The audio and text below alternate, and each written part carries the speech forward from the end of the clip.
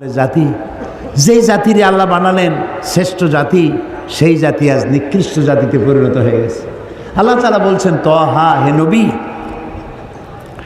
মা আনজালনা আলাইকাল কুরআন লিতাশকা, এই কোরআন আমি এই জন্য নাজিল করি নাই যে আপনার কষ্ট হবে। সুবহানাল্লাহ, বলেন সুবহানাল্লাহ।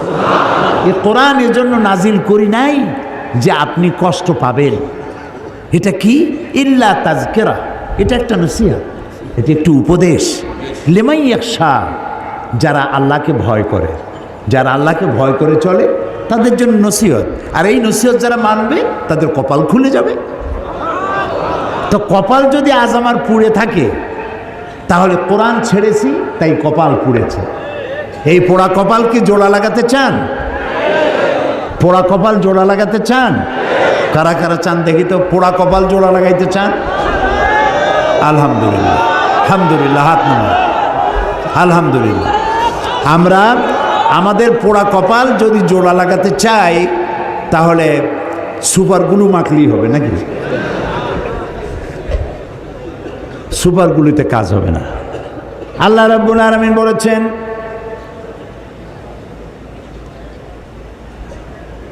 আমি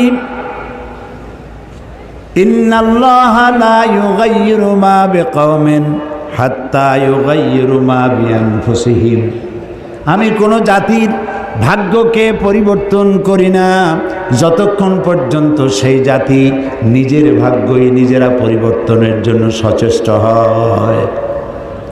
তোমরা যদি তোমাদের ভাগ্যকে পরিবর্তনের জন্য সচেষ্ট হও, তাহলে আমি তোমাদেরকে ভাগ্য পরিবর্তন করে দেব। এটার নাম পরশ পাথর। এটার নাম কি? পরশ পাথর।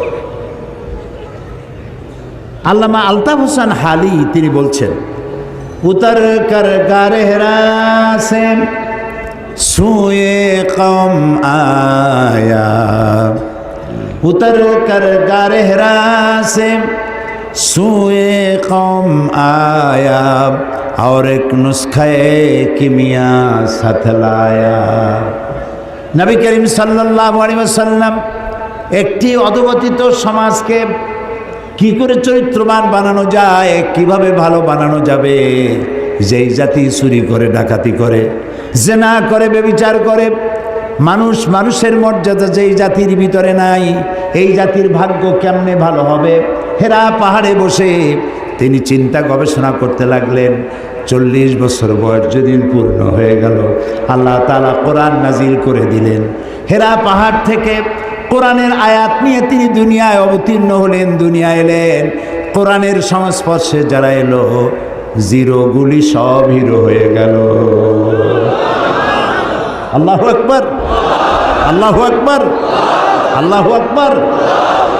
হযরত ওমর, হযরত ওমর, যিনি আল্লাহর নবী হত্যা করতে আসছে, সাধারণ মানুষ না, আল্লাহর নবী হত্যা করা কত বড় কঠিন কাজ। সেই রাসূলকে হত্যা করতে আসছে। এই কোরআন যখন তেলাওয়াত শুনলেন, এই জায়গাটা ঠিক আমি যেখান দিয়ে তেলাওয়াত করতেছি, এই জায়গাটা তিনি তেলাওয়াত শুনছিলেন, জীবনের পরিবর্তন হয়ে গেল। তিনি চিন্তা করলেন, এই কথা তো মানুষের কথা হইতে পারে না, এত সুন্দর মানুষ বানাবে কি করে? এটা তো আল্লাহ চ্যালেঞ্জ করেছেন। পৃথিবীতে সব জিনিসের নকল বেরোয়, আসল বেরোবার আগেই নকল বেরোয়। আর নকলে তো বাংলাদেশ ভালো চ্যাম্পিয়ন। পৃথিবীতে সব জিনিসের নকল আছে, আছে না? কিন্তু কয়েকটা জিনিসের নকল নেই। তার মধ্যে একটা হচ্ছে কোরআন। সুবহানাল্লাহ, পারবে না। আল্লাহ রাব্বুল আলামিন বলেছেন, তামাম পৃথিবীর সমস্ত মানুষ আর জিন সব যদি একত্রিত হয়ে যদি প্রচেষ্টা চালাও, পরস্পরকে সহযোগিতা যদি করো, এই কোরআনের মতো করে একখানা কোরআন বানাইতে পারবে না। আল্লাহ তাআলা আরো বলেছেন, যদি পারো তো কোরআনের মতো একখানা কোরআন বানাও। এই চ্যালেঞ্জ কেউ কবুল করতে পারলো না। আল্লাহ পাক তার চ্যালেঞ্জকে আরো একটু সহজ করে দিয়ে বললেন, 10টা সূরা বানাও। তাও কেউ পারল না।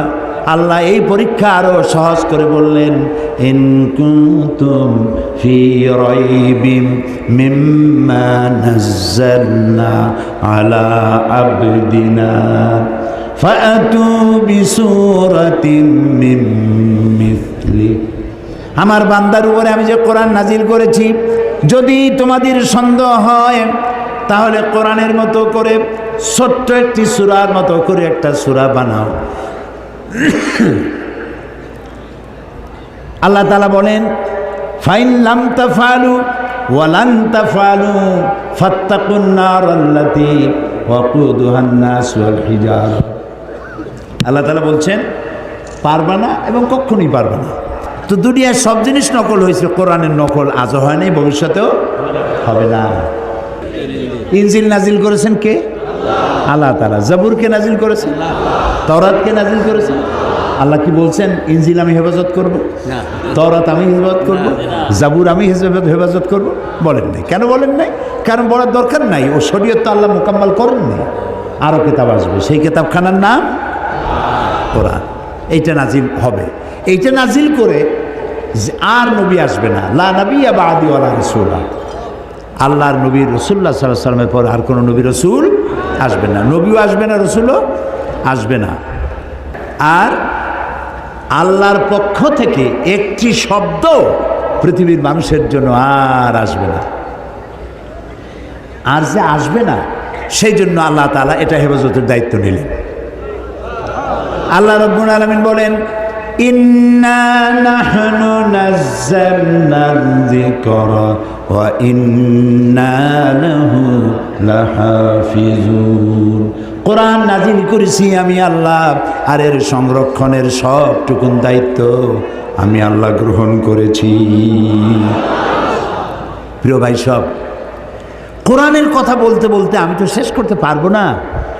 জীবনে বয়স তো কম হলো না, 70-এর কাছাকাছি চলে এলো। এই 70-এর কাছাকাছি বয়সের অর্ধ শতাব্দী, প্রায় 50 বছর কোরআনের খেদমতে নিয়োজিত আল্লাহ রাখছিলেন। দেশে বিদেশে পৃথিবীর 5টি মহাদেশের অন্তত 50টিরও বেশি দেশে কোরআন নিয়ে দৌড়াইছি, ছুটে বেড়াইছি। এ কোরআন শুনে পর্যন্ত যারা মুসলমান হলেন আল্লাহর গোলামের হাতে, তাদের সংখ্যা 600-র কাছাকাছি হয়ে গেছে। এই কোরআন শেষ করতে পারবেন না আপনি। দুনিয়ার কোনো মুফাসসির বলতে পারবে না আমি যে তাফসির করলাম আর লাগবে না, this is the final and last, এরপরে আর লাগবে না। কেউ বলতেও পারে নাই, কেউ লিখতেও পারে নাই। কারণ আল্লাহ তাআলা অন্যত্র বলেছেন, সূরা কাহফে বলেছেন, قُلْ لَوْ كَانَ الْبَحْرُ مِدَادًا لِكَلِمَاتِ رَبِّي لَنَفِدَ الْبَحْرُ قَبْلَ أَنْ تَنْفَدَ كَلِمَاتُ رَبِّي وَلَوْ جِئْنَا بِمِثْلِهِ مَدَدًا। হে নবী, আপনি বলুন, তাম পৃথিবীর সমস্ত সমুদ্র মহাসমুদ্রের পানি যদি কালি হয়ে যায়, আর সেই কালিগুলি যদি দিয়া আমার রবের কালামের ব্যাখ্যা লেখা যদি শুরু হয়ে যায়, লিখতে লিখতে সমস্ত পানিগুলি শেষ হয়ে যাবে, আমার রবের কালিমার ব্যাখ্যা লেখা শেষ হবে না। এক মহাসমুদ্র। আমি খুব খুশি হয়েছি। আমি তো দেখতেছি মাহফিল, প্রথম দিনের দৃশ্য। আপনারা যারা আসছেন, আমার মনে হয় 5 অতিরিক্ত 10% দাড়ি পাকা, অতিরিক্ত বেশি 90% আপ, ওভার 90% যুবক দিয়ে ভরা মাহফিল। সুবহানাল্লাহ। আমি যুবকদেরকে সালাম করি, আমি যুবকদেরকে সালাম করছি। তোমরা আমাদের ভবিষ্যৎ, তোমরা আমাদের অ্যাসেট, তোমরা আমাদের মেরুদণ্ড। মেরুদণ্ড যদি সোজা থাকে মানুষটা সোজা হয়ে হাঁটতে পারে, মেরুদণ্ড বাঁকা হয়ে গেলে মানুষটা সোজা হয়ে হাঁটতে পারে না। জাতির ব্যাকবোন হচ্ছে ইয়াং জেনারেশন। নষ্ট হয়ে গেল সিনেমা, নাটক, গান, ওপেন কনসার্ট, নষ্ট হয়ে গেল।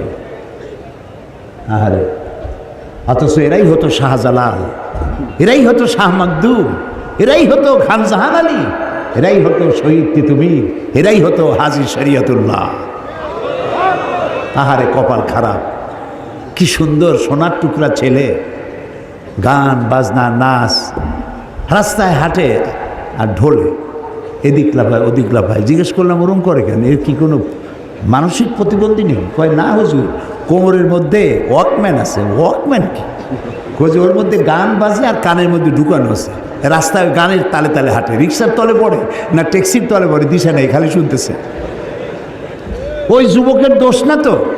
ওই যুবকের যদি দোষ থাকবে তাহলে সিনেমায় থুইয়া ও তাফসির মাহফিলে আসছে কেন? ও তাফসিরের মাহফিলে আসছে, যুবকের গায়ে মুসলমান মায়ের রক্ত, ওর গায়ে মুসলমান পিতার রক্ত। ও তাফসির ছাড়া যাবে কই? সুবহানাল্লাহ। যেখানেই থাকুক, ঘরের ছেলে ঘরে ফিরে এসেছে, আলহামদুলিল্লাহ, আলহামদুলিল্লাহ। সবাই বলেন আলহামদুলিল্লাহ। যুবকদের বেশি করে কোরআন পড়া দরকার, কোরআন বোঝা দরকার, কিন্তু তা পড়তে দেওয়া হয় না, বুঝতে দেওয়া হয় না। ওরা তো যুবক মানুষ, বোঝে না। গল্পের বই কেনে, নাটক, উপন্যাস। এই নাটক, উপন্যাস, গল্পের বই, ওতে আছে কি? একটু পড়ো, তুমি তোমার বিবেককে জিজ্ঞেস করো। যত বড় লেখক, আমি নাম নেব না কোনো লেখকের, বহুত বড় বড় লেখক আছে, তাদের লেখা নভেল, নাটক ইত্যাদি, এত বড় বড় বই, রচনাবলী, এগুলো পড়ে। ওর মধ্যে আছে কি?